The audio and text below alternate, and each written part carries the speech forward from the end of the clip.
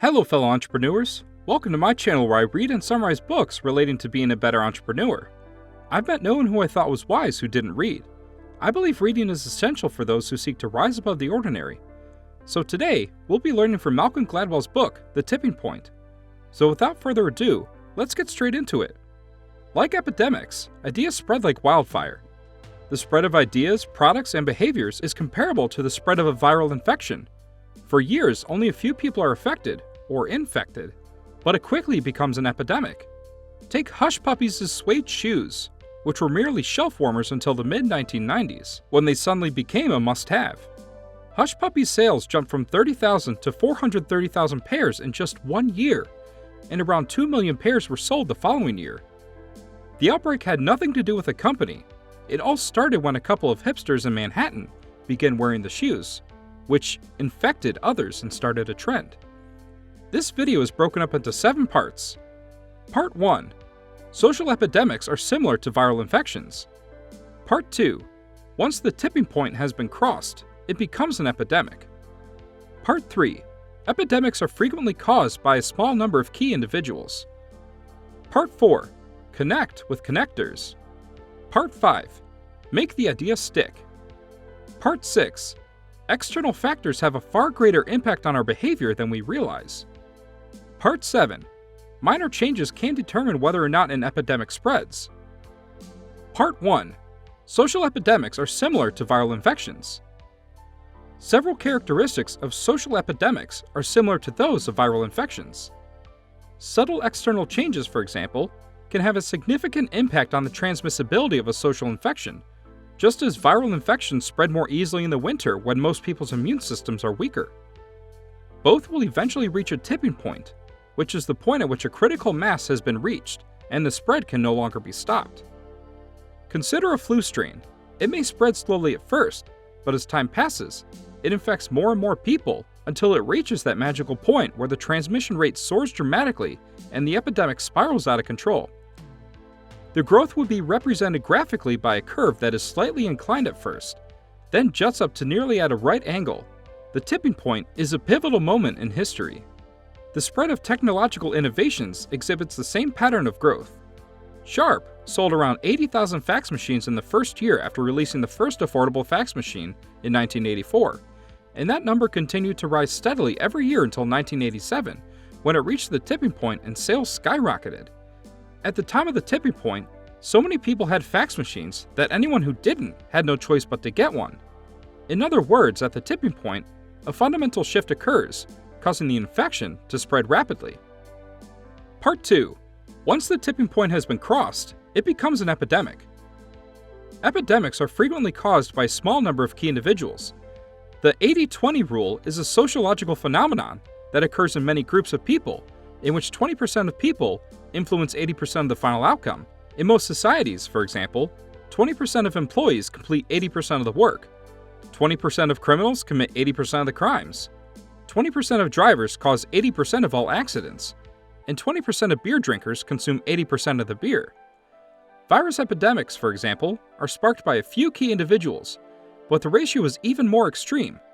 Only a small percentage of those infected do the majority of the work in spreading the virus.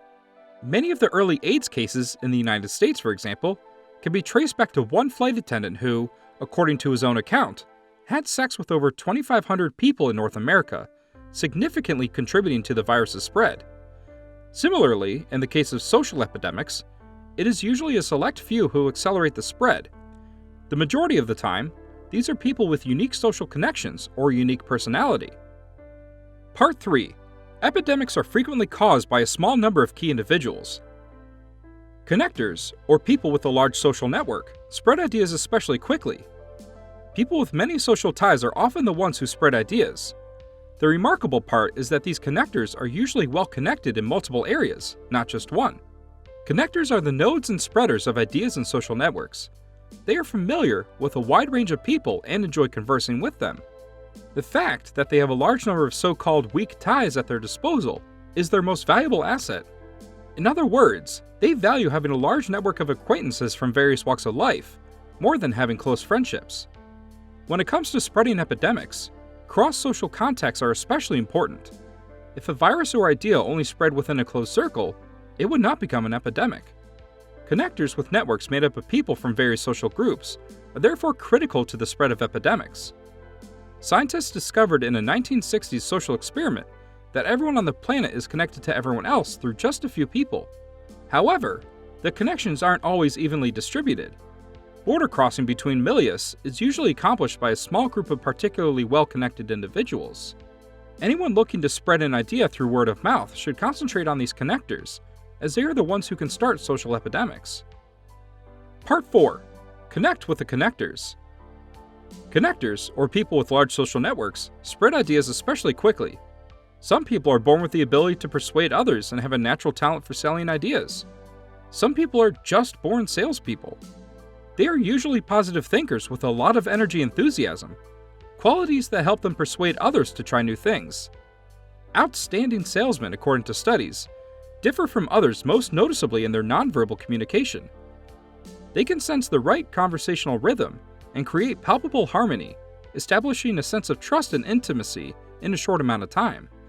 In a nutshell, salespeople are able to synchronize their actions with those of others. They persuade others to perform a dance in which the salesman set the tempo through nonverbal communication. Emotions are contagious, and salesmen demonstrate them so clearly that others empathize with them right away and change their own behavior as a result. Salespeople have the ability to influence people on the inside as well as the outside, making them ideal for spreading ideas. Some people are born with the ability to persuade others and have a natural talent for selling ideas. There are mavens in every network who gather information and pass it on to others. The maven is a final type of person who plays a key role in the spread of social epidemics. Mavens have two characteristics that set them apart. They know a lot about a lot of things and are constantly assimilating information, often about new trends or specific products, and how much they cost, for example. They are socially adept and frequently share their knowledge with others. Mavens don't have huge networks, but they have a lot of power over the people in their own circle. Others have faith in the maven because they know he has insider information. Mavens are socially motivated to be helpful and pass on information to others, and are highly communicative. If they are confident in a product or service, they will recommend it to their friends and acquaintances, and those recommendations will be followed. That is where the maven's power lies. There are mavens in every network who gather information and pass it on to others. Part 5. Make the idea stick. If you want an idea to spread, you must first ensure that it sticks. An idea requires something unique, something that distinguishes it from the avalanche of information that bombards us every day. A message must be appealing in order to be remembered. Changing something, even a minor detail, about how the message is delivered usually makes all the difference. Winston, for example, advertised its new filter cigarettes with the slogan, "Winston tastes good like a cigarette should," in 1954. They included a grammatical error, using like instead of as, on purpose, which caused a minor commotion. The message was received well and quickly spread like an epidemic. Winston became the most popular cigarette brand in the United States in just a few years. Another example comes from the television industry. Sesame Street's enormous success was largely due to the show's creators introducing an innovation. When the show first aired, it was standard practice to separate scenes with fictional characters, the Muppets, from scenes with real actors filmed on the street. When the producers realized that the children were bored with the separation, they decided to include the Muppets in real-life scenes. Sesame Street's appeal to its audience was largely due to its small but crucial change. The rest is history. Part 6. External factors have a far greater impact on our behavior than we realize. Our actions are highly influenced by external factors. Even the smallest changes can have a significant impact on how we act in any given situation. One study, for example, found that being pressed for time can affect our willingness to help. Half of the students were told there was no rush to get there, while the other half were told not to be late. They all came across a man who had collapsed on their way. In the first group, 63% of students stopped to assist the man, while only 10% did so in the second.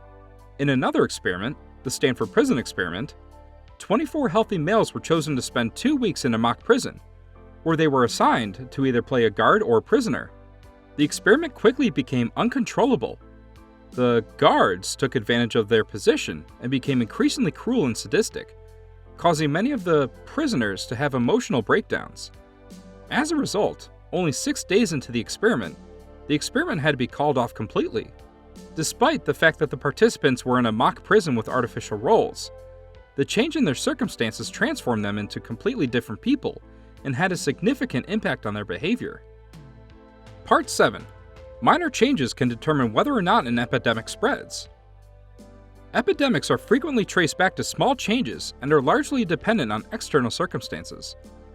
Authorities in New York City recognized this when, in the mid-1990s, the city's crime spiraled out of control, and they blamed a number of seemingly insignificant details. They believed that things like graffitiing subway cars and unpunished subway fare evaders sent out signals to the public that no one was caring about the deteriorating situation and that anyone could do whatever they wanted. Authorities began focusing on these minor details in order to get a handle on the crime epidemic. Graffiti was seemingly removed overnight, and fare evasion became a crime. By demonstrating zero tolerance for what appeared to be minor infractions, the public realized that reckless behavior was no longer acceptable. The crime rate fell sharply in the years after that, and the epidemic was halted thanks to these small interventions. The size of a group is another subtle factor that influences the emergence of social epidemics. The rule of 150 states that a dynamic can only emerge in groups of no more than 150 people, and that this dynamic can later spread beyond the group. To put it in another way, if you want groups like clubs, communities, businesses, or schools to be incubators for contagious messages, keep them small, since even minor changes in a certain context can determine whether or not an epidemic spreads. So, from Malcolm Gladwell's book, we learned that there are a number of important factors that contribute to epidemics erupting.